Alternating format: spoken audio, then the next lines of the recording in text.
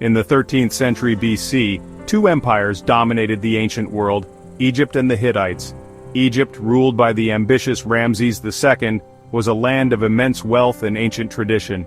Ramses, a young and determined pharaoh, sought to restore Egypt's glory and secure his legacy. To the north, the Hittite Empire, led by the cunning king Muwatalli II, watched Egypt's every move. The Hittites, masters of iron and strategy, saw Egypt's expansion as a direct threat. The prize was Kadesh, a strategic city on the Orontes River, a gateway between Africa and Asia. For generations, Kadesh had been a battleground for influence. Ramses was determined to reclaim it for Egypt, seeing it as his divine destiny. Muwatalli, meanwhile, prepared to defend his borders at any cost. This was more than a battle for a city. It was a clash of cultures, ideologies, and egos. The collision of these two giants was inevitable. Their struggle would push both empires to the brink, and its story would echo for millennia. The fate of the ancient world would be decided at Kadesh. Egypt mobilized for war on a massive scale. Ramses assembled an army of 20,000 divided into 4 divisions named for the gods, Amun, Ra, Ptah, and Set. Chariots, the tanks of their day, were built in droves, light, fast, and deadly.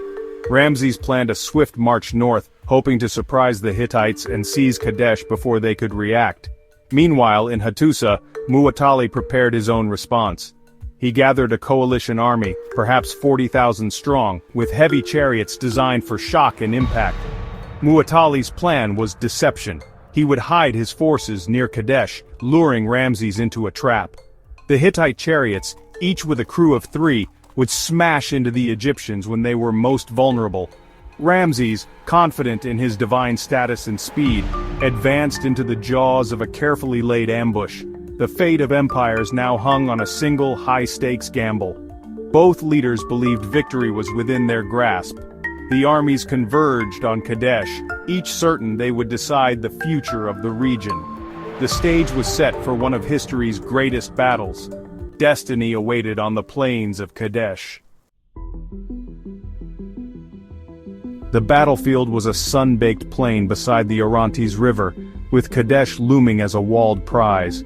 The open ground was perfect for chariot warfare. The Egyptian army, banners flying, was a spectacle of discipline and power.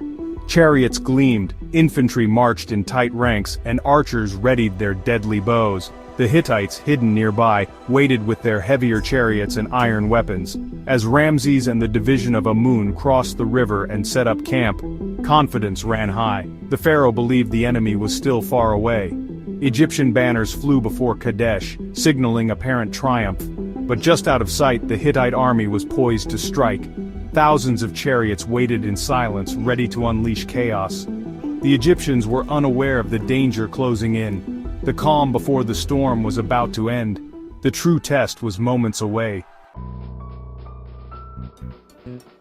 The trap was sprung with a masterstroke of deception. 2 nomads, captured by Egyptian scouts, claimed the Hittite army was far to the north. Ramses, eager for victory, believed them and pressed forward. But the truth emerged when Hittite spies were captured. The enemy was not far away. They were hidden, ready to strike. The division of Ra, marching into position, was walking straight into an ambush. Suddenly the ground shook as over 2,000 Hittite chariots thundered into view. The division of Ra, caught off guard, had no time to form up. Panic erupted as the Hittite chariots smashed into the Egyptian flank. The disciplined Egyptian lines collapsed into chaos. Men were trampled, chariots overturned, and the division routed. The Hittite charge surged onward, aiming for the pharaoh's camp. For a moment, it seemed Egypt's army would be annihilated. The ambush was a stunning success. Ramses's forces were scattered and vulnerable. The fate of Egypt hung by a thread. The Hittites pressed their advantage, closing in on the pharaoh himself. The battle teetered on the edge of disaster. Chaos engulfed the Egyptian camp as fleeing soldiers brought news of the Hittite onslaught. The Hittite chariots swarmed around Ramses's position, threatening to end his reign. For a moment the pharaoh was isolated, surrounded by enemies. In this crisis, Ramses became legend.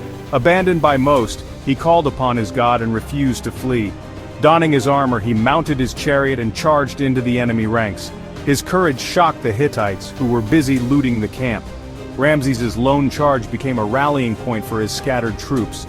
Inspired by their pharaoh's defiance, Egyptian soldiers regrouped and joined the fight. Ramses attacked again and again, buying precious time. His actions turned panic into resistance. The legend of Ramses the Great was born in this desperate stand. Against all odds, the Egyptians began to hold their ground. The tide of battle started to shift. As Ramses fought desperately, salvation arrived. The Naharin, a fresh Egyptian unit, appeared on the battlefield, catching the Hittites off guard. They crashed into the Hittite rear, turning hunters into hunted. The battle became a chaotic melee, chariot against chariot, infantry against infantry. Dust and confusion reigned as units broke and rallied. Ramses seized the moment, regrouping his forces for a counterattack. The lighter Egyptian chariots, with skilled archers, began to pick off the bogged-down Hittite crews. The Hittites, trapped against the river, suffered heavy losses. Muwatalli committed his reserves, but the momentum was lost. The brilliant ambush devolved into a grinding stalemate. Neither side could claim a decisive victory. The battlefield was a scene of exhaustion and attrition. The fate of Kadesh remained uncertain. As night fell, both armies were spent. The field was littered with the dead and dying, chariots smashed and abandoned. Ramses had survived, but he had not conquered Kadesh. Muwatalli still held the city, his army battered but unbroken. Neither side had the strength to continue the fight. Ramses withdrew, but in Egypt he proclaimed a glorious victory, immortalizing his deeds in temple reliefs. The Hittites also claimed success, having defended their territory. Both empires realized the cost of further war would be ruinous. 16 years later, Ramses and the new Hittite king signed a peace treaty, the world's first known. The treaty established borders and a defensive alliance. It marked a turning point, diplomacy over endless conflict. The battle's legacy was not conquest but coexistence. The pen, at last, proved mightier than the sword. Kadesh became a symbol of peace born from the crucible of war. The Battle of Kadesh is remembered not for victory, but for its stalemate. It revealed the limits of military power and the unpredictability of war. Ramses' overconfidence nearly doomed Egypt. Muwatalli's cunning was undone by chance and discipline. Both sides spun the outcome into legend, shaping their legacies through propaganda.